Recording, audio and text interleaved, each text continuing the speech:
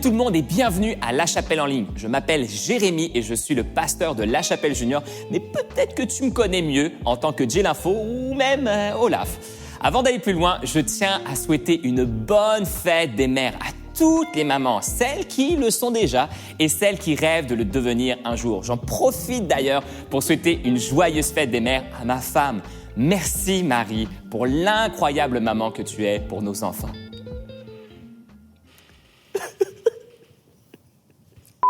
Allez, je t'invite à envoyer des fleurs ou des cœurs à toutes les mamans dans les commentaires. Je ne sais pas si c'est la première fois que tu te joins à nous ou la 100e, mais je veux que tu saches qu'on est vraiment content que tu sois là aujourd'hui. Ce dimanche, on poursuit notre série de messages sur l'espérance avec le pasteur principal de la chapelle, David Potier. C'est une série parfaite pour inviter des gens à l'église. Alors prends le temps d'inviter tes amis à se joindre à nous et aussi de saluer tout le monde dans les commentaires. Dimanche dernier était le jour de baptême à la chapelle. Au total, 40 personnes sont passées par les eaux du baptême à Montréal et à Québec. Les baptêmes sont au cœur de notre mission et c'était juste génial de voir la joie chez nos baptisés, mais aussi dans nos assemblées. On regarde quelques images ensemble.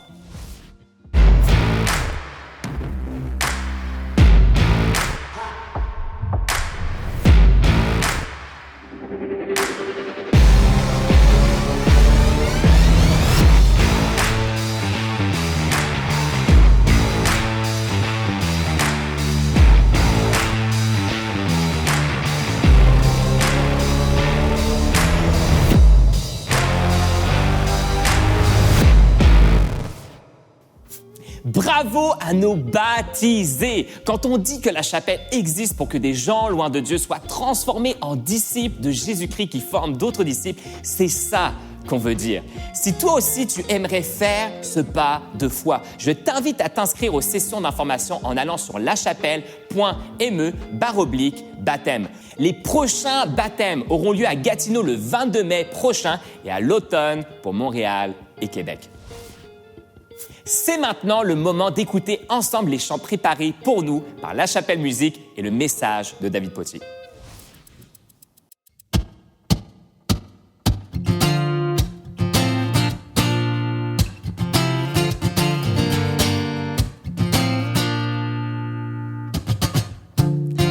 Qui est semblable à toi?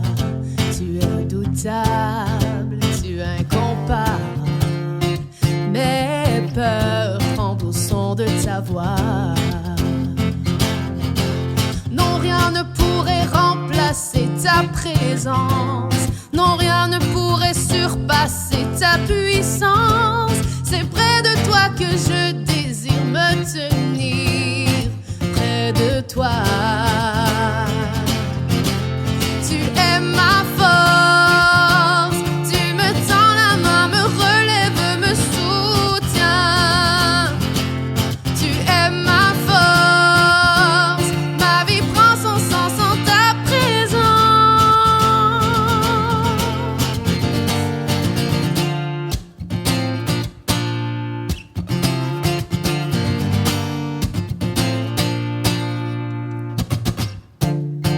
J'irai où tu m'appelles, tu marches avec moi, tu as permis mes pas. Oh Dieu, tu me connais par mon nom. Non, rien ne pourrait remplacer ta présence. Non, rien ne pourrait surpasser ta puissance. C'est près de toi que je désire me tenir. Près de toi.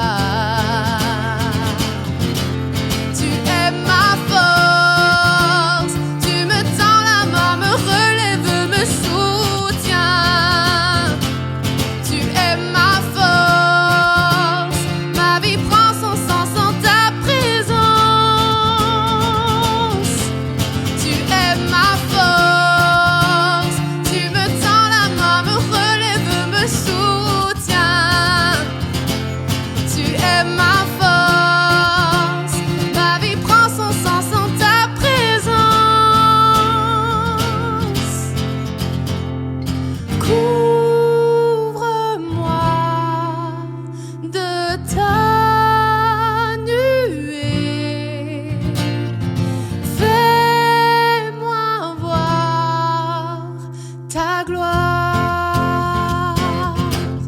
Tu es ma force, tu me tends la main, me relève, me soutiens. Tu es ma force, ma vie prend son sens en ta présence. Tu es ma force, tu me tends la main, me relève, me soutiens. Tu es ma force, ma vie prend son sens en ta présence.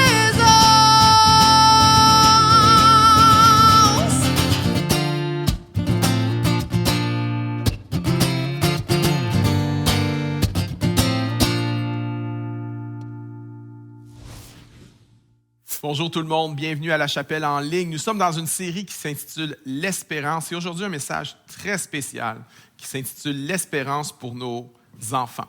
Il y en a, tu n'as pas d'enfants, tu dis le message ne sera pas pour moi, j'aimerais dire tout le monde a des enfants autour de lui, tout le monde devrait avoir des enfants autour de lui. Les enfants font partie de l'expérience humaine. Et peut-être que tu n'as pas d'enfants, mais tu as des neveux ou des nièces. Peut-être tes parrains ou marraines. Peut-être que vous jouez le rôle de papy ou de mamie dans le rôle de petits-enfants qui ne sont pas les vôtres.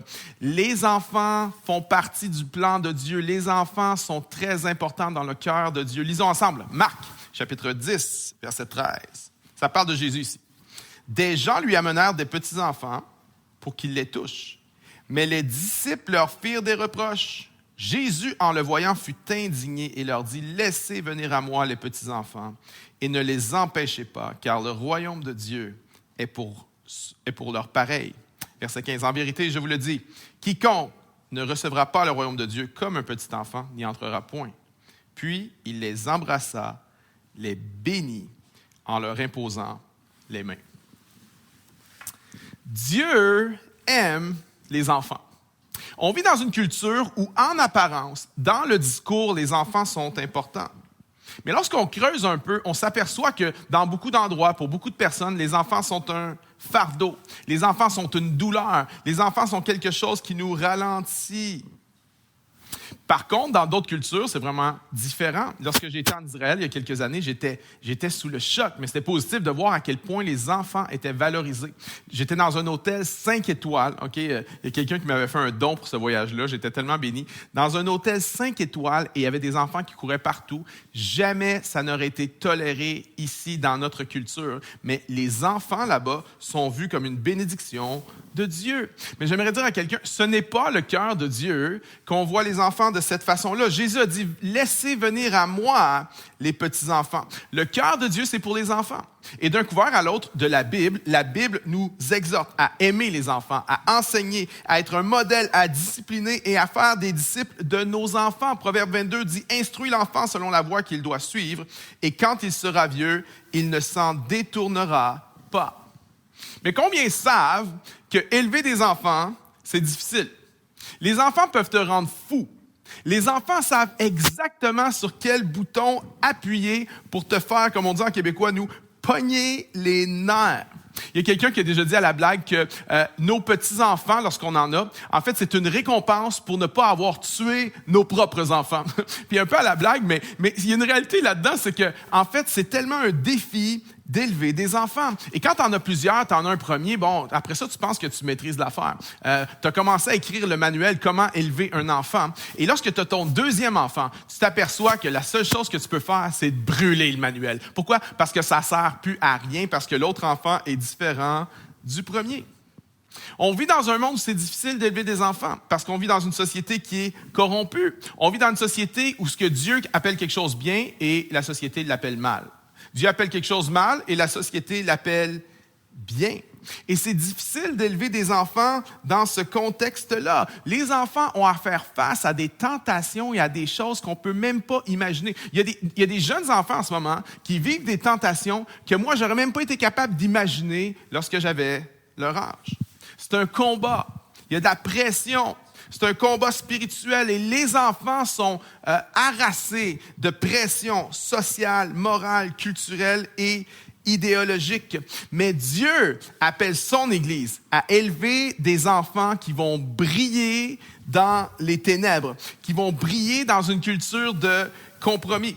On doit enseigner à nos enfants que le succès n'est pas seulement d'avoir une bonne éducation, d'avoir une bonne carrière, d'être un bon citoyen, mais on doit enseigner à nos enfants que le succès, c'est d'abord et avant tout d'aimer Dieu, de tout son cœur, de toute son âme, de toute sa pensée et de toute sa force, que le plus grand des succès, c'est d'être un disciple de Jésus-Christ.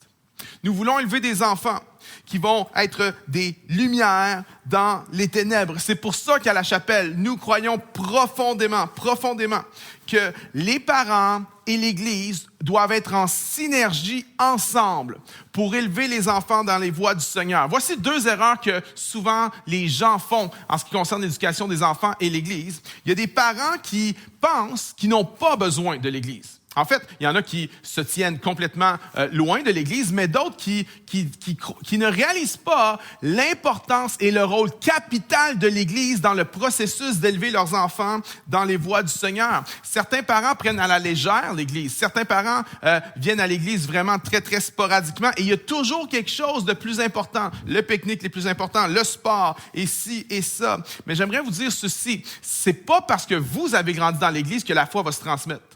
La foi, ça se transmet de manière intentionnelle. Ce n'est pas quelque chose qui arrive naturellement. Il faut être intentionnel à le faire. Et souvent, on prend ça pour acquis. Mais moi, j'ai vu souvent, dans mon entourage, j'ai vu même parfois dans des gens très proches de moi, que la foi se perd d'une génération à l'autre. Il y a des choses qu'on prend pour acquis. Saviez-vous que même l'Écriture, l'Écriture, à travers les siècles, à travers les âges, il y a des cultures qui maîtrisaient l'Écriture et que ça s'est perdu. On prend les choses pour acquis. Et la foi, c'est la même chose. Alors, il y a ces parents qui pensent qu'ils n'ont pas besoin de l'Église ou qui ne réalisent pas l'importance de l'Église dans l'éducation spirituelle de leurs enfants. Mais j'aimerais dire à quelqu'un, le monde prend pas de pause. L'ennemi ne prend pas de pause. Et nos enfants sont constamment bombardés par les médias sociaux, par les amitiés, par la publicité, par Hollywood, par toutes sortes d'idéologies qui leur sont enseignées. Ils sont bombardés constamment. Vous avez besoin de l'Église. Mais il y a aussi d'autres parents qui sont dans l'autre extrême. D'autres parents qui pensent que c'est le rôle de l'Église. C'est à l'Église d'élever mes enfants dans les voies du Seigneur. J'aimerais dire non. C'est à vous d'élever vos enfants dans les voies du Seigneur. Et l'Église est là en synergie avec vous. Il y a des parents qui pensent que, OK, on va aller à l'Église le dimanche, on fait notre job comme parents chrétiens, puis ça s'arrête là. J'aimerais dire, ça prend plus que ça. Il y a une étude qui est sortie récemment qui expliquait que, en fait, la majorité des jeunes adultes qui ont grandi dans l'Église quittent la foi lorsqu'ils arrivent à l'âge adulte. Et on a essayé de déterminer quelles étaient les composantes, quelles étaient les choses qui faisaient que les jeunes qui restent dans la foi, qu'est-ce qu'il y avait de différent dans leur vie, dans leur famille. Et on est venu avec 5 composantes. Voici les 5. Les jeunes qui sont demeurés dans la foi à l'âge jeune adulte ont eu, 1, un souper en famille environ 5 soirs semaine. Intéressant. 2, servir. Ils ont servi avec leur famille dans un ministère à l'Église. Oh! OK.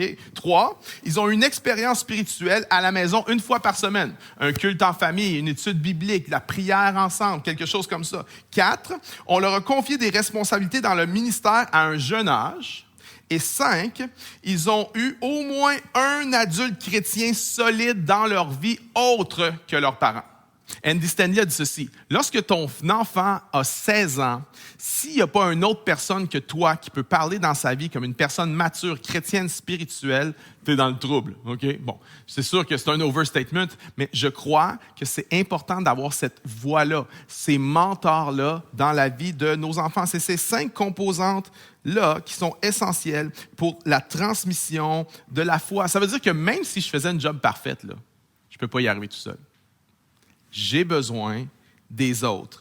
J'ai besoin de l'Église. Pour que ces 5 choses prennent place, ça prend une synergie entre les parents et l'Église. Vous ne pouvez pas élever vos enfants dans les voies du Seigneur sans l'Église.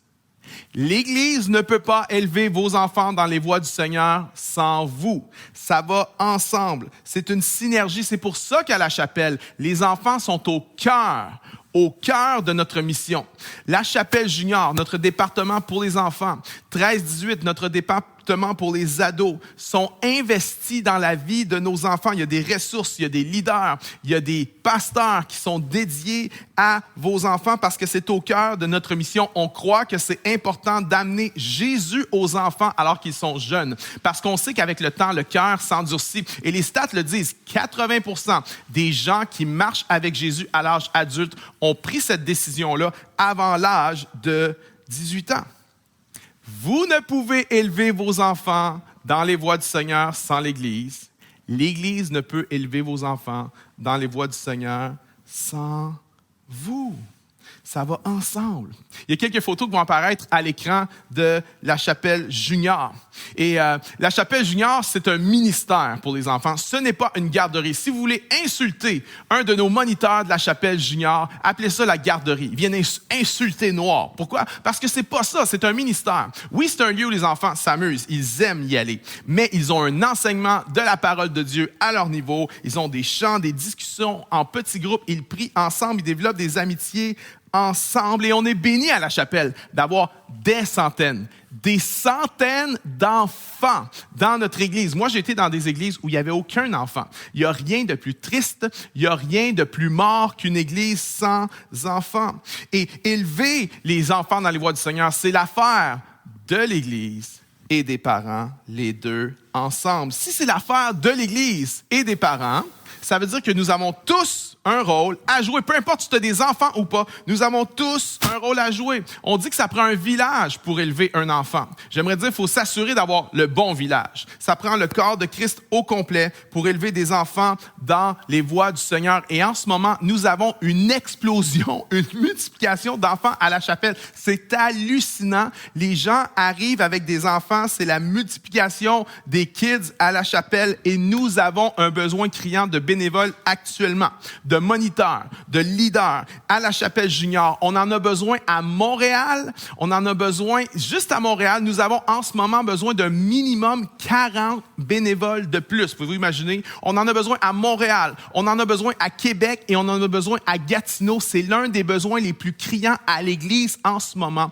Et je crois que Dieu appelle plusieurs personnes à se lever et à faire la différence avec nos enfants dans ce ministère extraordinaire. Certains vont dire, c'est important les enfants parce que c'est l'Église de demain. Moi, j'aimerais dire à quelqu'un, non. Les enfants, ce n'est pas l'Église de demain. Les enfants, c'est l'Église d'aujourd'hui. Les enfants sont l'Église d'aujourd'hui et je crois que plusieurs d'entre vous qui m'écoutez en ce moment, vous avez quelque chose à donner. Vous avez quelque chose à transmettre. Et je suis pas ici pour supplier qui que ce soit de s'impliquer aux enfants. Je crois que c'est un privilège. C'est un ministère, c'est un appel, mais vous pouvez faire la différence. Quelqu'un peut faire la différence. Je vous lis quelques témoignages. Okay? Le témoignage d'un ado qui s'appelle Emmanuel.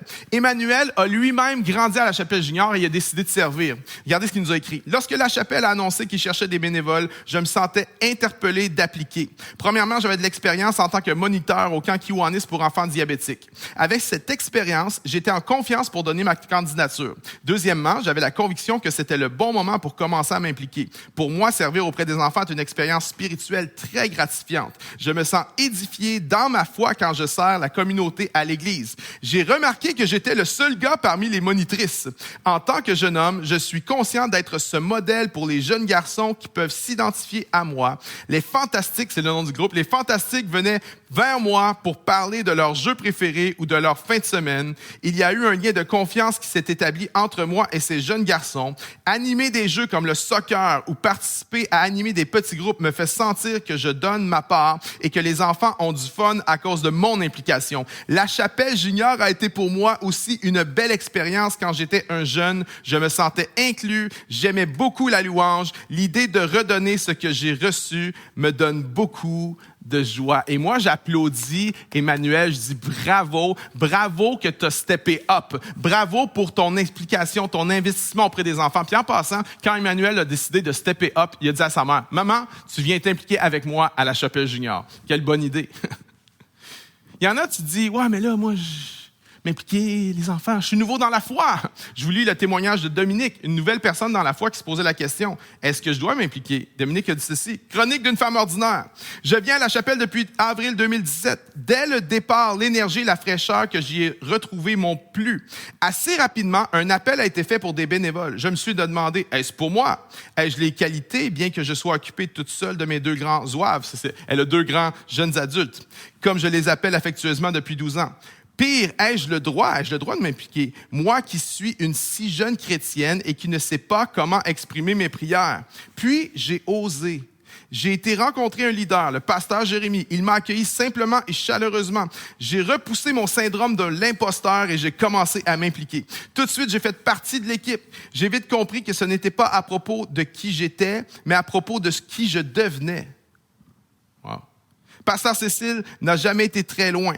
Au début, je m'impliquais timidement 2 fois par mois. Je donnais mon temps. Rapidement, j'ai bien compris qu'il s'agissait bien plus que d'une implication. C'est ce moment aussi pour moi. C'est le moment pour moi de redonner au suivant. Certes, nous prenions soin des poupons, mais nous donnions un moment de ressourcement aux parents qui nous confiaient en retour une partie d'eux-mêmes si précieuse. Combien de fois j'ai vu et je vois dans les yeux des parents l'hésitation lorsqu'ils nous confient leur coco, puis magie, celle-ci qui s'estompe quand ils reviennent après le service et voient leurs enfants heureux. Je m'implique chez les irrésistibles parce que ça me permet de servir en action. Je m'implique chez les irrésistibles parce que je partage des valeurs avec des hommes et des femmes qui me permettent de grandir dans ma foi. Je m'implique chez les irrésistibles parce que c'est ma place et que j'y fais une différence à chaque dimanche. Je m'implique chez les irrésistibles parce que mon cœur se gonfle à chaque fois que je vois un poupon qui est devenu un petit prodige et un fantastique. Et toi, quand feras-tu partie de notre famille?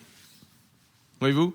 D'un ado qui a grandi à la Chapelle Junior, à une nouvelle croyante qui dit « Mais est-ce que c'est pour moi? » À des parents, des mamans, des papas qui s'impliquent eux-mêmes, qui s'investissent eux-mêmes. Des gens qui disent, on bénéficie tellement de ce service extraordinaire qu'on veut participer nous aussi. Regardez ce qu'une maman a impliqué. Nadège a dit ceci.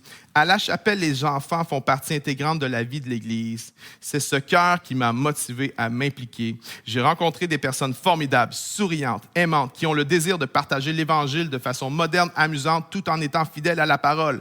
En tant que bénévole, je vis le culte avec les enfants, ou plutôt le culte des enfants. C'est difficile à expliquer. Il faut venir pour découvrir et vivre la Chapelle Junior. Et alors que je lis ces témoignages-là, je crois que l'Esprit de Dieu parle à quelqu'un.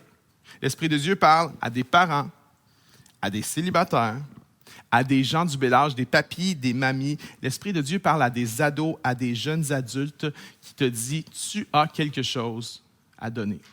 Tu as quelque chose à apporter. Dans Luc 2, ça dit ceci, ça parle de Jésus. Or, le petit enfant grandissait et se fortifiait. Il était rempli de sagesse et la grâce de Dieu était sur lui.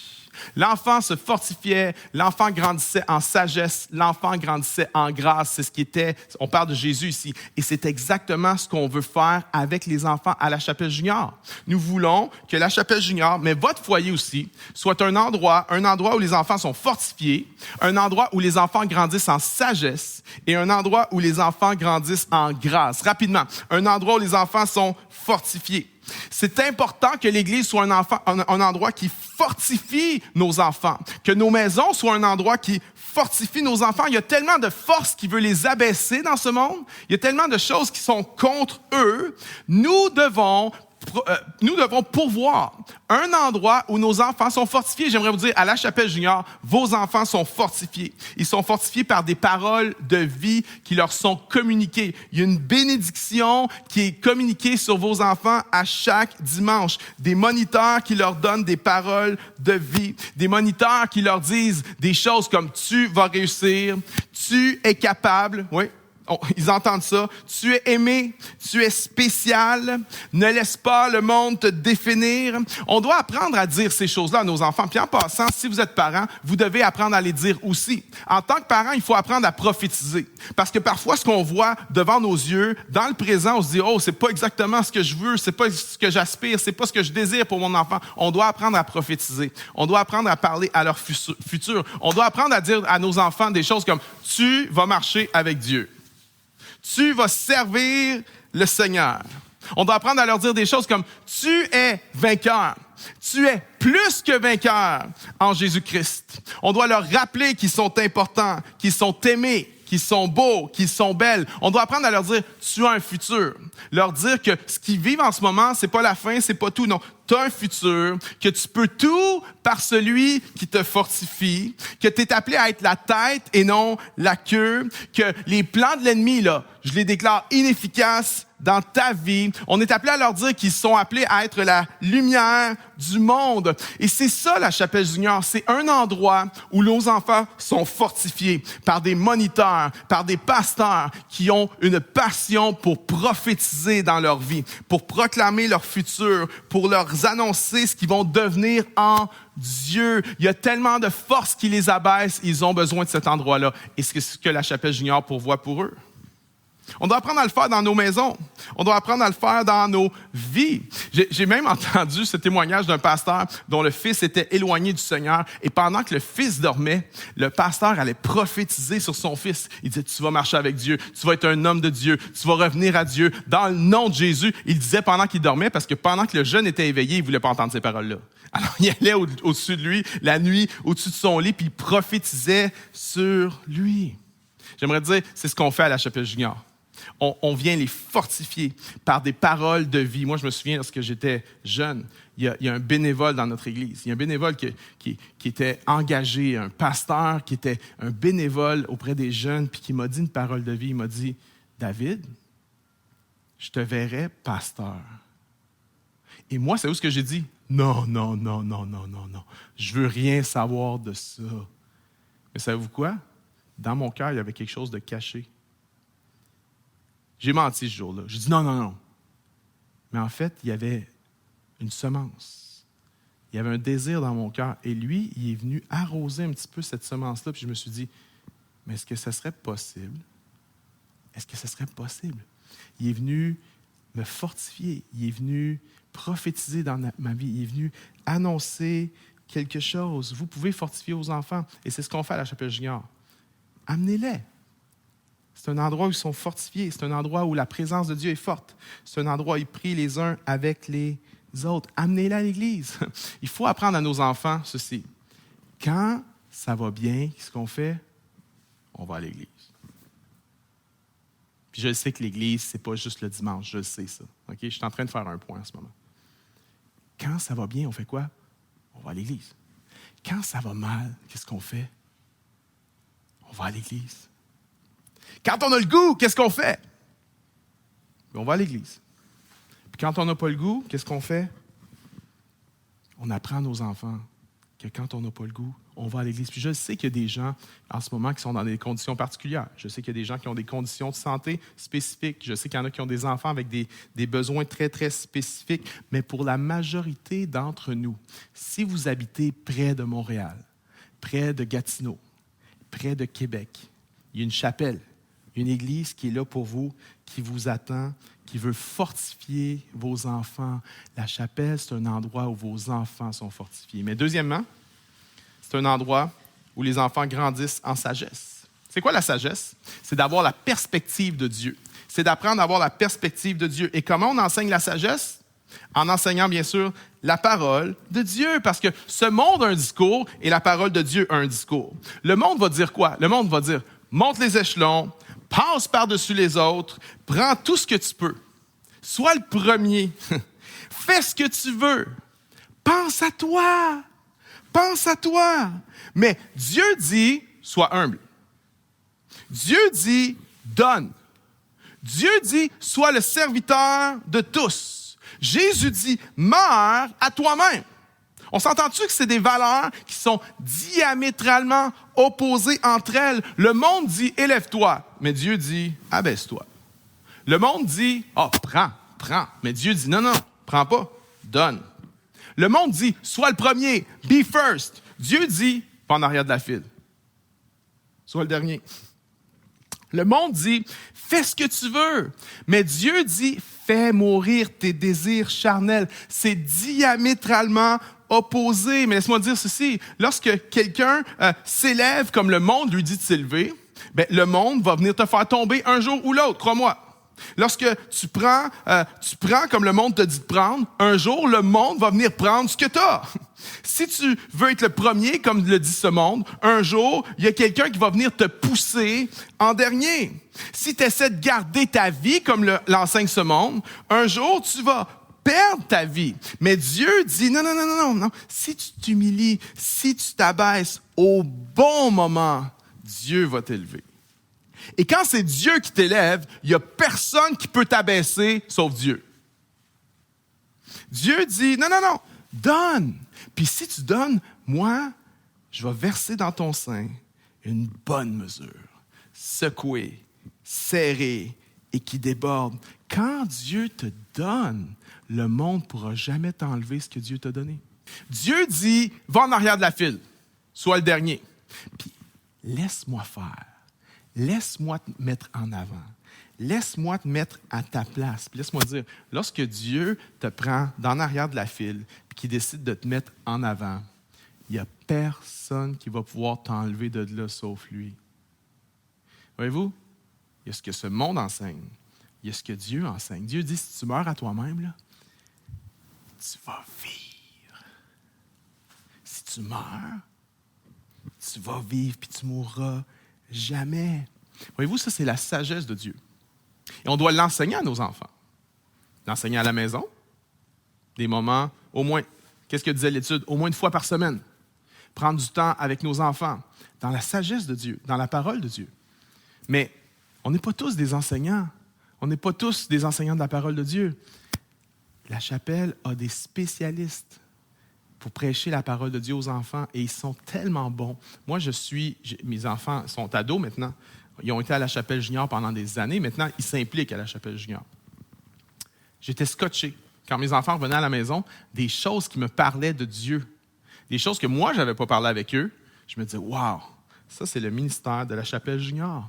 On doit les enseigner dans la parole de Dieu. On prend les histoires de la Bible, on les applique à nous, on en tire des leçons. La chapelle junior, c'est un endroit où nos enfants grandissent dans la sagesse de Dieu. Mais troisièmement, c'est un endroit où ils grandissent dans la grâce de Dieu. Ça, c'est important. OK? La grâce pour le salut. À la chapelle junior, on enseigne que le salut est en Jésus seul. Qu'on n'est pas sauvé par les œuvres afin que personne ne se glorifie, mais c'est par grâce que nous sommes sauvés. Et à la chapelle junior, on enseigne que cette grâce a été manifestée en Jésus et que Jésus est le seul nom qui a été donné dans les cieux et sur la terre par lequel nous pouvons être sauvés. On enseigne que le salut ne se trouve en aucun autre qu'en Jésus. C'est ça qu'on enseigne. Le salut, la grâce pour le salut. Vos enfants entendent ce message-là. Laissez-moi vous dire quelque chose. Vos enfants ont besoin d'entendre 1 million de fois ce message-là.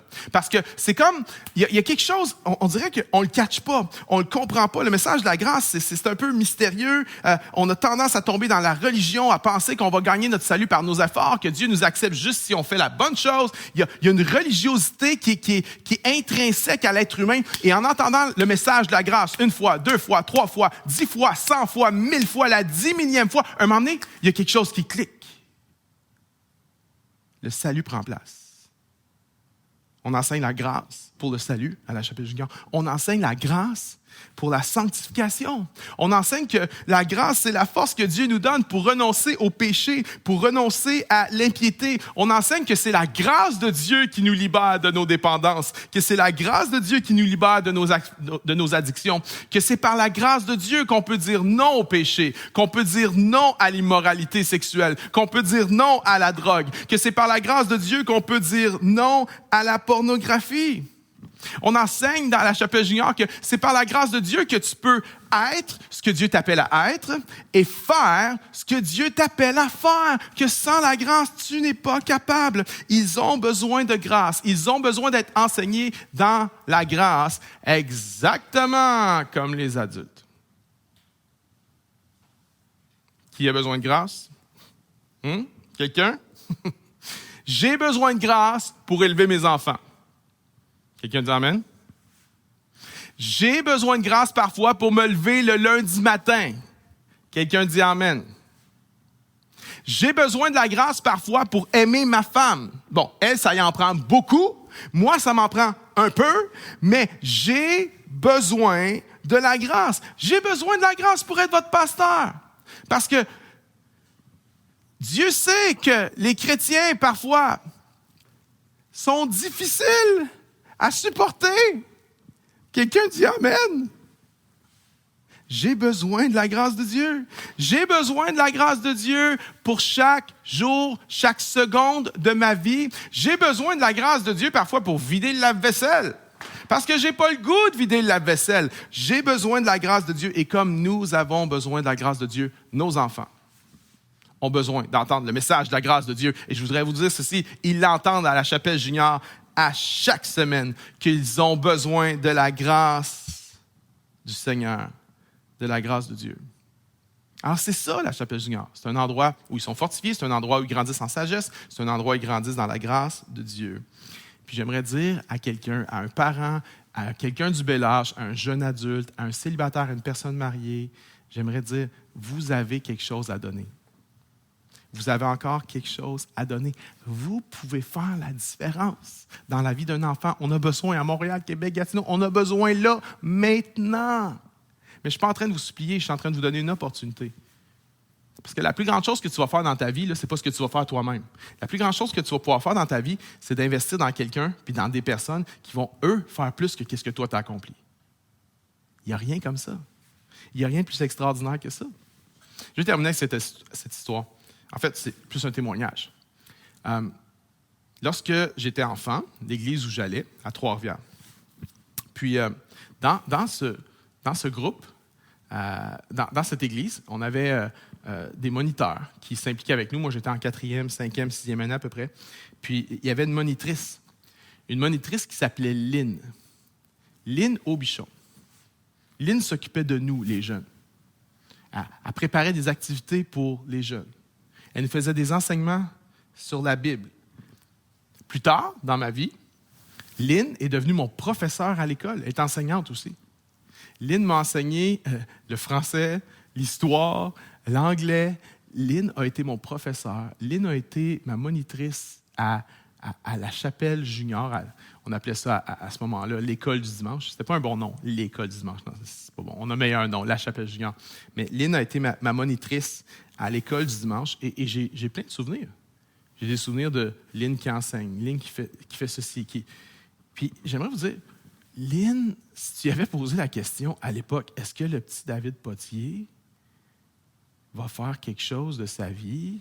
Est-ce que tu penses qu'il peut-être un jour pourrait devenir pasteur? Elle n'avait aucune espèce d'idée. Et je peux vous dire si elle avait eu à miser sur un jeune, je ne pense pas qu'elle aurait misé sur moi. Pas parce qu'elle ne m'aimait pas, juste parce que, mon Dieu, qui aurait pensé? Qui aurait cru? Mais aujourd'hui, on se retrouve. On est presque 40, 35 ans plus tard. 35 ans plus tard. Aujourd'hui, à la chapelle, il y a une femme qui s'appelle Lynn Aubichon. Lynn, ma monitrice d'école du dimanche, ma professeure de secondaire 2. Lynn est à l'église de la chapelle. Puis récemment, je me souviens, j'ai été la voir, puis j'ai prié avec elle. J'étais là pour l'encourager. Je suis son pasteur. Je suis venu pour l'encourager, je suis venu pour prier pour elle. Puis elle aussi, elle a prié pour moi. Elle aussi, elle m'a encouragé. Puis elle m'a dit ceci. Elle dit, tu sais, ils sont super fins, elle et son mari Jean-Claude, là. Tellement gentils. Il nous envoie un petit cadeau à Noël, ma femme et moi, les enfants, tellement attentionnés. Puis ce jour-là, quand j'étais là, puis je l'encourageais, puis moi, je déversais dans sa vie en tant que son pasteur, je voyais la joie, je voyais la fierté. Puis elle me dit, tu sais, tu vas toujours être le petit David, hein? Je le sais. Puis c'est bien correct de même. Voyez-vous la différence que tu peux faire? Puis tu le sais pas. Puis tu le sais pas. Mais tu poses des semences, tu arroses des semences. Puis Dieu va faire croître ces semences-là. Ça, c'est l'opportunité que tu as de faire la différence dans la vie de quelqu'un. Puis on finit pas tous pasteurs. Mais on va élever ensemble une génération de jeunes qui vont briller dans les ténèbres pour Jésus. Je t'invite, rejoins l'équipe, rejoins le team. Va sur le site web de la chapelle, dans la section S'impliquer, puis tu vas pouvoir remplir un formulaire et on va te contacter pour t'intégrer à l'équipe. Puis tu vas pouvoir faire la différence parce que tu as quelque chose à donner. J'aimerais prier en terminant. Je vais prier pour 2 groupes de personnes. Je vais prier pour ceux que Dieu appelle à se lever, à faire la différence. Puis je veux prier aussi pour tous les parents à l'écoute en ce moment. Parce que je sais que c'est un défi de fou d'éduquer des enfants dans les voies du Seigneur, mais j'aimerais dire que c'est possible. C'est possible. Il y a des choses impossibles dans le naturel. Mais rien n'est impossible à Dieu. Alors les parents, persévérez. Lâchez pas. Faites les bonnes choses. Puis faites équipe avec nous, la chapelle. Soyez en synergie avec nous. Parce qu'ensemble, on a le même but. C'est d'élever vos enfants dans les voies du Seigneur pour qu'ils deviennent la lumière du monde et qu'ils aient un impact pour le royaume de Dieu. Laissez-moi prier pour vous. Père, je te prie en ce moment pour chaque personne que tu appelles à se lever, ados, jeunes adultes, des gens célibataires, des gens mariés, des gens du bel âge, des gens qui travaillent dans toutes sortes de domaines que tu appelles à se lever pour s'impliquer, pour faire la différence dans la vie des jeunes. Je te prie que ton esprit parle à leur esprit pour réveiller en eux cet appel et répondre, Seigneur, et qu'ils puissent répondre à cet appel que tu leur lances aujourd'hui. Je te prie pour les parents. Père, je te prie que tu viennes nous fortifier, chacun d'entre nous, parents de jeunes enfants, de bébés, parents de bambins, parents d'âge d'enfance préscolaire, d'enfants d'âge scolaire, d'ados, de jeunes adultes. Seigneur, je prie pour tous les parents qui sont à l'écoute en ce moment. Viens nous fortifier, viens nous aider à ce que nos maisons soient un lieu où on fortifie nos enfants, que nos maisons soient un lieu où on enseigne ta sagesse à nos enfants et que nos maisons soient un lieu où nos enfants puissent grandir dans la grâce de Dieu. Père, on ne peut pas le faire sans toi. On ne peut pas le faire sans les autres. Alors viens nous aider, je te prie. Dans le nom de Jésus. Et tout le monde dit avec foi, Amen. Amen. Maintenant, mes amis, répondons à ce message en louant et en adorant le Seigneur ensemble.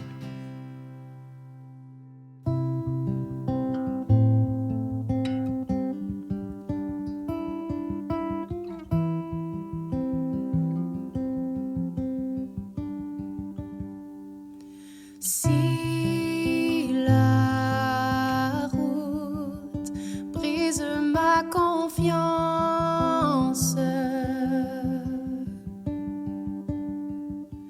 si le temps ronge ma patience, Jésus, aide-moi.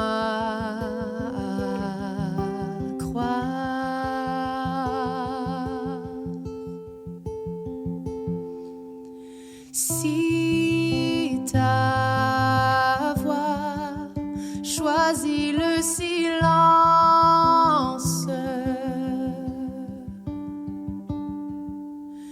tiens mon cœur dans l'obéissance.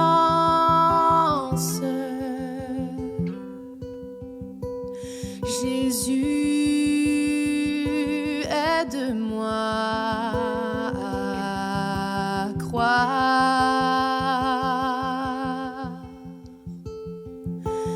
ce que mes yeux ne voient pas. Mon Dieu est souverain, mon Dieu ne faillit pas, fidèle à tout jamais, il soutient ma foi. Mon Dieu est en sa main, mon Dieu marche avec moi, toujours à mes côtés, il soutient ma foi, il soutient ma foi.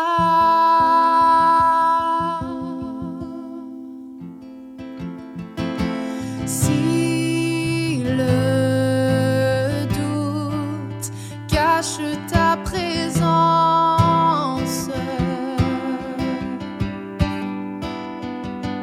cette croix est mon assurance.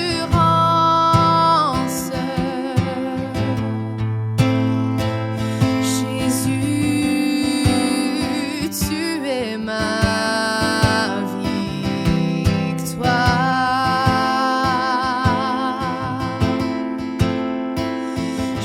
Jésus, tu es ma victoire.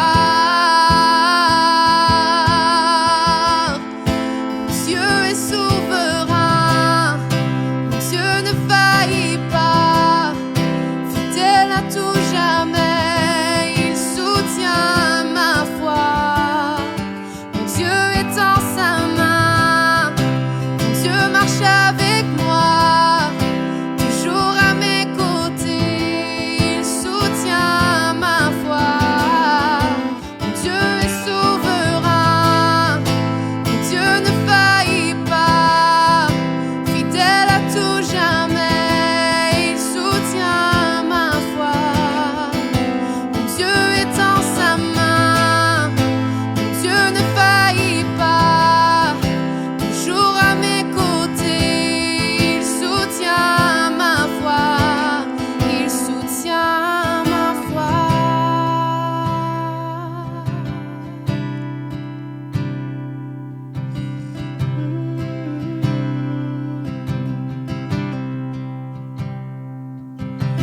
Dieu, tu es bon. Dieu, tu es bon. Dans mes faiblesses, tu montres ton amour.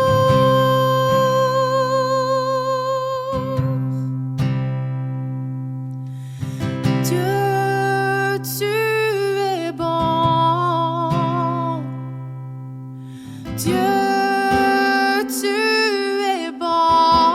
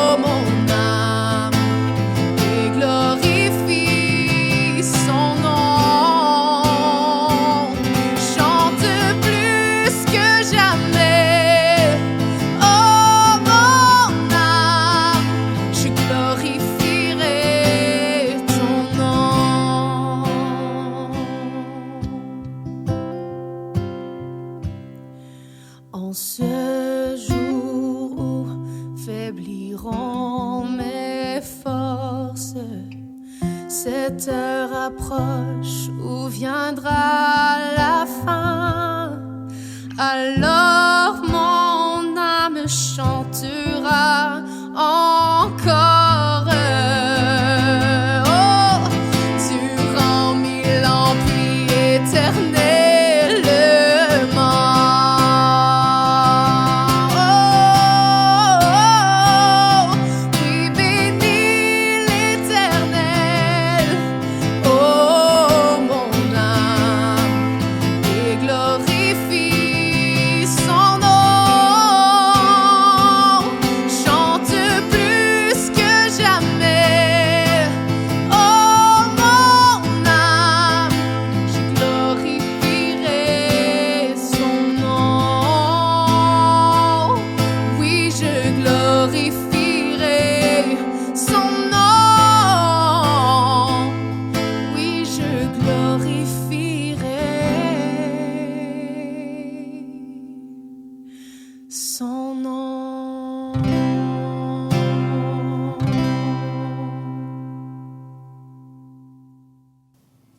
Comme David l'a dit, c'est vrai que ça prend le corps de Christ au complet pour amener les enfants de chaque génération à suivre Jésus. Pour apprendre à le faire, il faut nous-mêmes être des exemples et grandir dans notre foi. Et il y a plusieurs façons de faire ça à la chapelle. Bien entendu, il n'y a rien comme se voir en personne les dimanches dans une de nos chapelles, que ce soit à Montréal, Gatineau ou Québec. On t'invite à te joindre à nous pour vivre pleinement le corps de Christ en famille.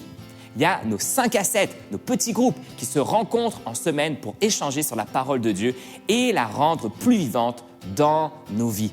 On a des groupes dans toutes les villes où on a une chapelle et même ailleurs. Tu vas voir, ça fait un monde de différence. Enfin, on a notre prière matinale qui a lieu tous les mardis matins à 7h30 dans les bureaux de la chapelle. C'est une heure où on prie ensemble pour nos églises, pour nos villes, pour notre communauté, nos enfants et les uns pour les autres. Merci à tous ceux qui donnent semaine après semaine. C'est grâce aux dons qu'on reçoit qu'on peut vivre l'Église ensemble toutes les semaines, que ce soit en ligne ou en personne.